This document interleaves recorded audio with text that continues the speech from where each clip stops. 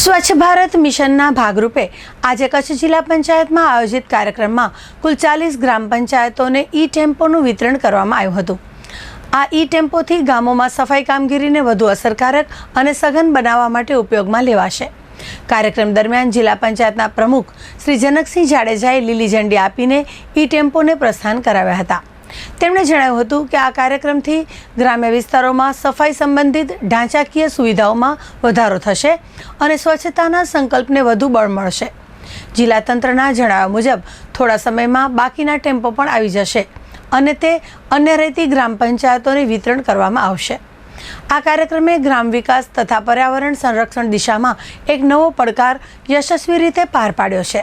આજરોજ કચ્છ જિલ્લાના જિલ્લા પંચાયત મધ્યે મોદી સાહેબની જે નેમ છે ગામડા અને શહેર સ્વચ્છતા રાખે એના માટેની એ નેમને પરિપૂર્ણ કરવા માટે સ્વચ્છ ભારત મિશનની ગ્રાન્ટમાંથી આજ 40 ગ્રામ પંચાયતોને ઈવી ટેમ્પોની વિતરણ કરવામાં આવ્યું।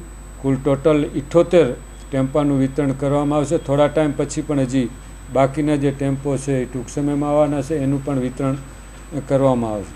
આજ 40 ઈવી ટેમ્પોનું વિતરણ ગ્રામ પંચાયતના સરપંચોને નિયુક્તિ આપવામાં આવી।